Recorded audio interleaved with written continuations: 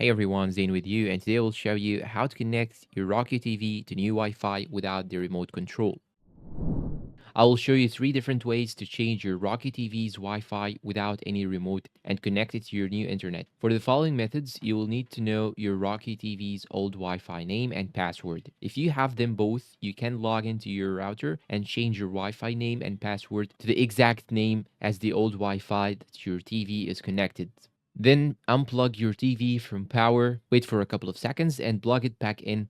After that, your TV will think this is the same old Wi-Fi and connect to it. Now, if you cannot connect your router, then get 2 smartphones. On one of your phones, go to your hotspot settings, just like so, and now change its name and password so that it matches the old Wi-Fi that your TV is connected to. Then connect the other phone to the hotspot, and just like the previous step, unplug and replug your TV. And now when it powers on, it will connect to a new Wi-Fi, and now both your phone and TV has the same Wi-Fi, so you will be able to use the Rocky app and control your TV. Unfortunately, if you have reset your TV, you do not know the old Wi-Fi name or password, or your TV is not connected to any previous Wi-Fi, then you can simply connect your Rocky TV to the internet using an Ethernet cable. So just connect your TV to a router using a LAN cable. After that, your TV will automatically switch to your new network, and now you can connect your TV to your phone via the Roku app. So that's how we can actually do it. And this is how we can choose or use your Roku TV without the remote control if you have lost your remote control.